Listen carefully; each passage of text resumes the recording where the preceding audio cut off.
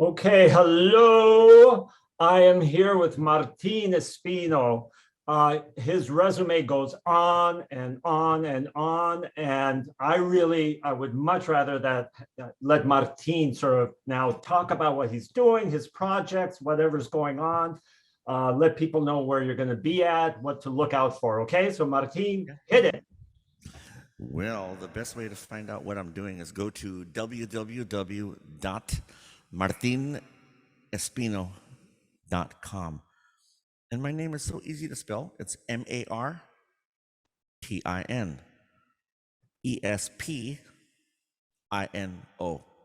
There you go. And there is a calendar. You'll see a menu at the top. If I use the screen as an example, at the top right here, you'll see a menu, and you click on it, and you can see this thing called calendar. Click on it, and then when you click on the calendar, you see the whole calendar here, and you click on December 19th, and you'll see what I'm doing. I announce everything on Facebook about a week or two ahead, but if you go to the website right now, you'll see everything that I have booked all the way as far to the future as possible. And that's what's happening. I've been doing a lot of things. The COVID thing really shut a lot of stuff down, but within 2 weeks, I already had a call to do an online performance via the internet with the Arts Council of Long Beach. They're very, very intelligent at getting things going quick, and they jumped on the ball, and we did it, and we're rolling. Then I wound up doing video shorts for a good friend of mine who's a cinematographer. He's pretty well known in Brazil, but he lives here in LA, and so I did all of his sound projects. And so that we had tons of little 3-minute videos everywhere. They're all up at my other website. It's youtube.com/Martin Espino Music. I made sure it's all the same. Facebook the same way, Martin Espino Music. And just don't put Espinoza, because that's another thing, okay? Let's see. So I had films all over, and I was composing. I was actually working more as a composer, which was really cool, in a whole bunch of different styles. I did like hip hop, I did orchestral things, I did jazz, noise, everything. It was fun, And I'm a guitar player by my first girlfriend. That's my first girlfriend, is my guitar, and she still is. And so I started doing more of that and working a lot more on guitar. I'm working on a lot of ambient guitar things. I've been doing that for a long time. I never had all the equipment, but now I got a lot more gear. Let's see, the videos. I wound up doing the old. I can't count them. The Old Ways, which is running right now on Netflix. That's really big in the ratings. I'm all over the soundtrack. Ben Lovett, he and I did a conference yesterday with the American Society of Composers, Authors, and Musicians. And that was cool, because we're talking to film composers about how he integrated these microtonal instruments with orchestral things. And he did some really interesting stuff. Long explanations, but that's okay. So the Old Ways on Netflix.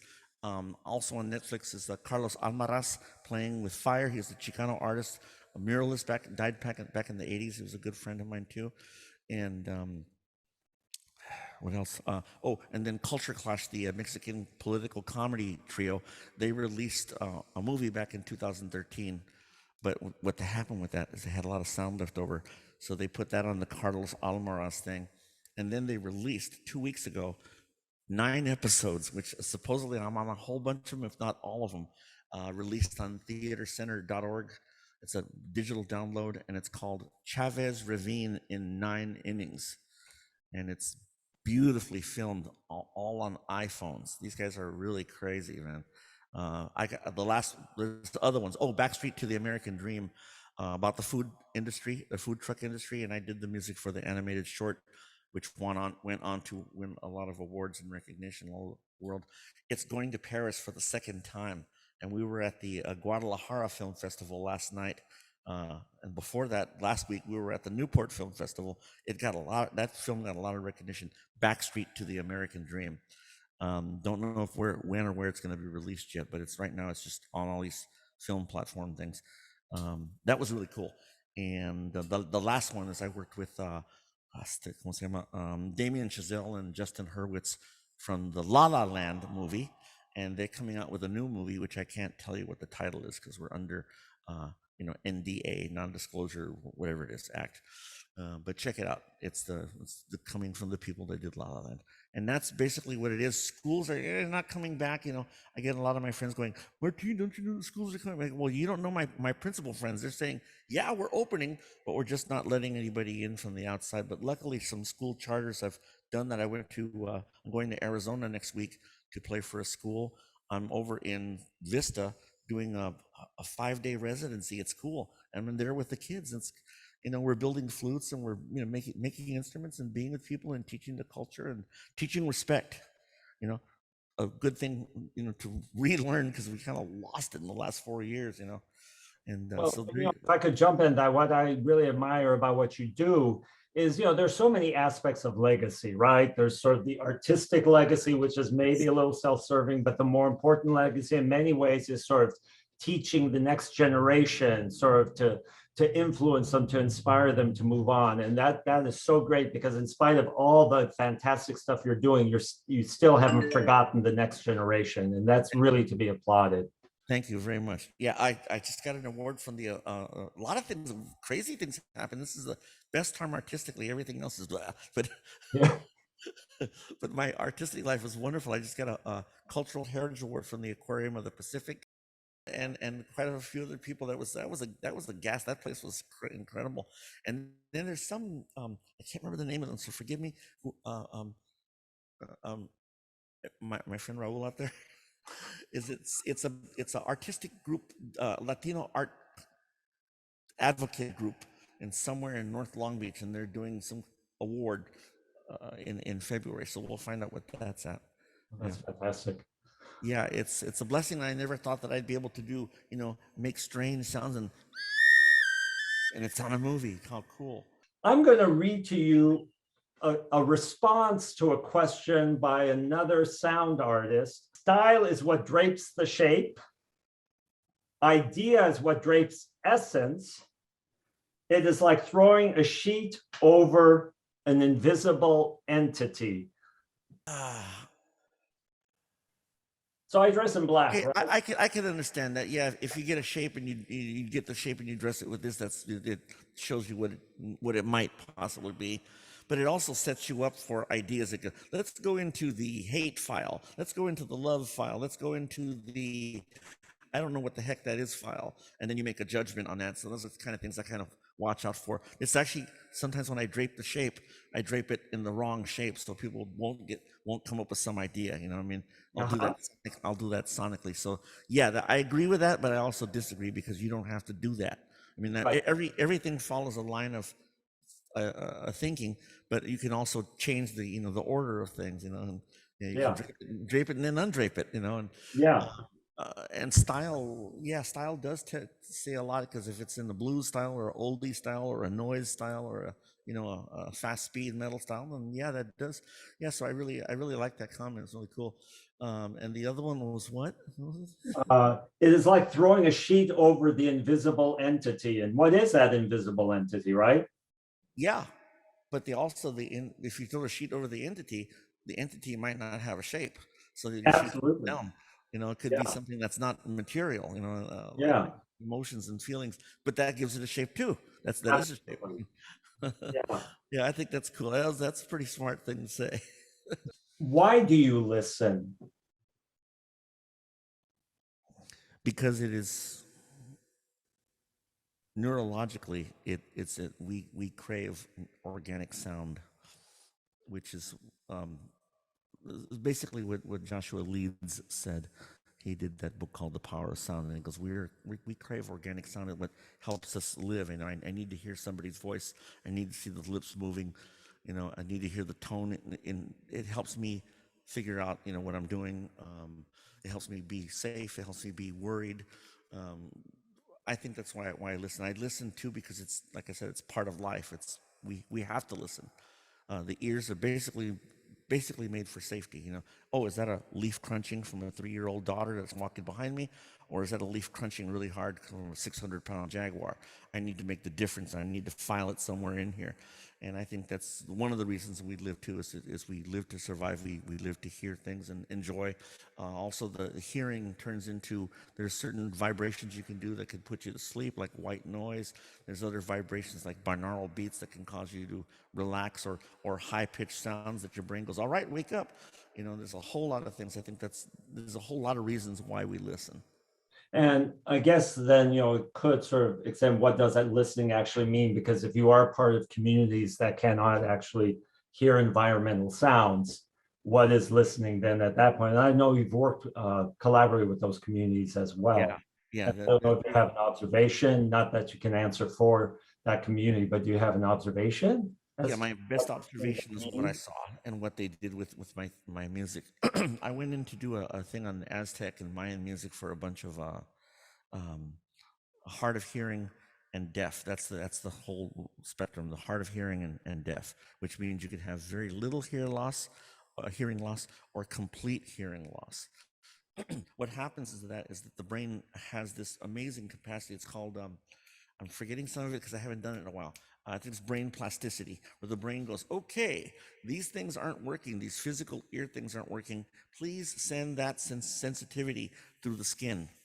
So if you want to look at it in a really kind of a cosmic way, people that are deaf and hard of hearing, they listen through their skin. One of the things that we did was, you hold a balloon that's full of air and you hold it like this and you play an instrument, they could feel the vibration. They don't feel like we do. I learned one thing real. You put your finger on a drum skin real lightly, and I hit the drum, and you feel the vibration. Even a little kid will go, it feels funny, I feel weird. I did that to one of the persons that had hard of hearing, near complete hearing loss. And it was like I put their finger in an electric outlet. I went like that, and I barely tapped the drum, and they went, they got freaked out because their skin is so sensitive. They hear through their skin, and they feel it. And I was playing these high-pitched notes, and most of them couldn't hear a thing. I played the low ones, and they felt the vibration in the room. Even though this one, I could feel the vibration, but not much. But they were feeling it. So that's what taught me that the skin is because I haven't gone over my research again. There is a nerve that connects to the inner ear, and of course it goes to the audio cortex. From what little I understand, the research I did is that when the hearing gets damaged or is totally lost or in the process of being lost, the audio cortex still works. So if you're totally deaf, what I understand is that the audio cortex still works. Now, why the heck is it working? So, and that's also, it's got some kind of 10th nerve. So forgive me out there if anybody knows more than I do. There's a nerve that comes out of the brain that has to do with the audio cortex. Guess where it goes? It goes through the whole body. And so when I worked with the people, I go, no wonder why that audio nerve, why does it go through the whole body? Because when we basically, I think when in earlier times, we didn't listen just with our ears, we listened with our bodies. And you see those old movies where somebody puts their head on the ground and they can hear, and it sounds like 500 deer are coming our way, or 200 bison or whatever. It's feeling the vibration. You can feel how low it is, how high it is. I'm going to now hand it over to you. And as we say in Italian, instead of break a leg, in bocca al lupo. Okay. Molto bene, molto bene. In the mouth of the wolf. Okay. Real quick, this work is called MYSTERIO, and I spelled it so that it's English and Spanish, like mystery, MYSTERIO. And it's basically written about this time of the El Dia de los Muertos, the Day of the Dead. Excuse me one second. And it's my pondering on several different things, my own personal pondering, my experience, my guessing, and also some historical reference. So the very first piece is called End of Being. And I remembered watching Outer Limits. Oh, if anybody wants to You gotta read this article that I wrote. It's just real quick. Go to my website. At the top of the screen, you see the menu, martinespino.com. You go there. At the bottom of the menu, you'll see something that says composer and studio session man or something. And it was designed so that composers could read it and think, oh, that I see how Martin thinks. He's able to do really weird stuff or really just straight up normal things. Or he can hear noise, but he can also hear a tiny little flute. And what are his influences? So as I was writing it, you have to read it. It's a really crazy art. I read it and I go, oh my God, my hearing's from outer space. Because I liked a lot of science fiction. So guess what you hear? Flying saucer noises, you know, or that microtonal varying, and when the spaceship's flying through the Earth and the terror from outer space. My brother got me into all that, and then when I heard Hendrix doing feedback, noise. I was able to listen to the noise. So when I heard these double flutes and everything, I thought, yeah, same thing. So it made me appreciate my culture, my instruments, because the way they listen is another planet. There are instruments that we have no idea why they are, how they were created. But there's two kinds of instruments you're going to hear. You're going to hear melodic instruments that are capable of melodic, and also different kinds of like parallel whole tones, parallel minor thirds and I don't use the word detuned because that's a Eurocentric word in implying that these things are out of tune. They're not. They're tuned microtonally, naturally. You put a whole dang, you put another whole dun. Okay, they're far enough apart. But we realize when you start harmonizing them, you get all kinds of like second and third harmonic partials. And in this, going back to this, the end of being, in the Outer Limits, the guy asks this alien that it's the very first episode called The Galaxy Being. And the guy goes, where you are from, do you have death? And the alien goes, death? And he goes, yes, end of being. And I thought, okay, so I like that one a lot. The next one is called Where Do We Really Go? I mean, I know what scriptures tell us and books tell us and beliefs, and someone could say, Martin, don't you know you're being a sinner? I'm not talking about that. I'm talking about where do we really go? No one's ever come back and said, hey man, Marco, I died last week and it was cool. I was gone for 4 days. You gotta go there. It's much better than being here. But no one's ever done that. Maybe some ideas, but really, I mean, you know what I'm saying? I'm just saying, where do we really go? It's not disrespecting anything. It's just intentionally asking a question. Number 3 is called No One Can Remain. In the poetry of Nezahualcóyotl from ancient Mexico, he questions life and he questions the doctrines of the day, which was pretty controversial cat. And the poems were memorized and recited like 100 years later. This guy was alive in the 1400s. And so one of the things he said, although it's made of jade, it'll break. Although it's made of gold, it'll break. Although it's made of feathers, fancy feathers, they'll be torn.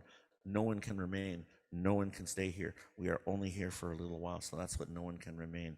And the last one is another Nezahualcóyotl one, where he says, the earth is vast indeed. Let those who are angry go their own way. In other words, stay away from the BS. Stay away from this. Be yourself. Life is short. And then he says, may your heart find its way. So here you go. End of being. Where do we really go? No one can remain. And may your heart find its way.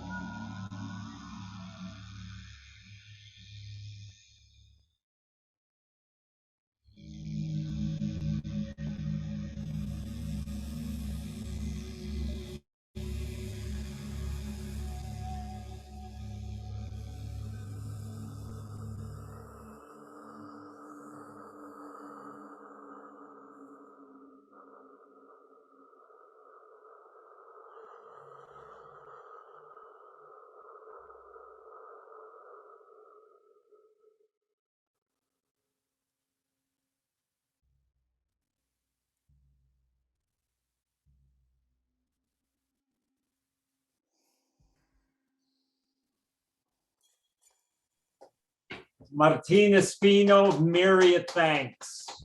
Have a beautiful day, okay? Thank you. And Hope you air enjoy. hugs. Okay, bye-bye. Ciao. Ciao.